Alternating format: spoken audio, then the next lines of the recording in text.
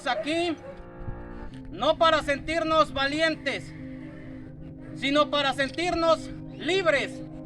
Es por ello la Escuela Primaria Guadalupe Victoria realiza este desfile para generar conciencia y prevenir la violencia contra las mujeres y las niñas. Nunca más deben sentirse solas, porque la violencia contra las mujeres y las niñas también es asunto de los hombres. Aquí, allá, la violencia acabará. Aquí, allá, la violencia acabará. Aquí, allá, la violencia acabará. Familia consciente, no agrede ni ofende. Familia consciente, no agrede ni ofende. Familia consciente, no agrede ni ofende. Familia consciente, no agrede ni ofende.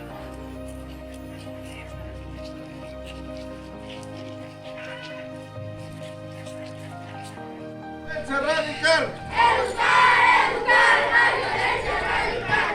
Educar la violencia radical. Educar la violencia radical. Aquí, allá, la violencia acabará. Aquí, allá, la violencia acabará. Aquí, allá, la violencia acabará.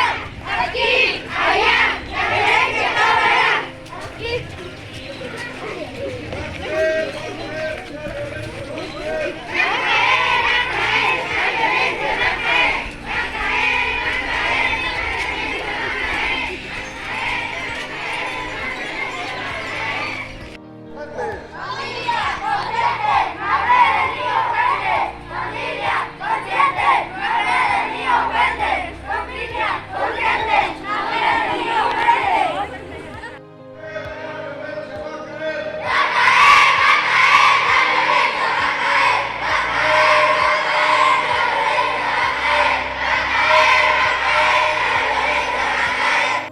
Conocido Día Naranja.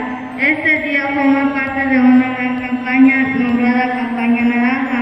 Únete, puesta en marcha en 2008 por el secretario general de la Organización de las Naciones Unidas, que tiene el objetivo de generar conciencia para prevenir y erradicar la violencia contra las mujeres y niñas. El Día Naranja busca movilizar la opinión pública y a los gobiernos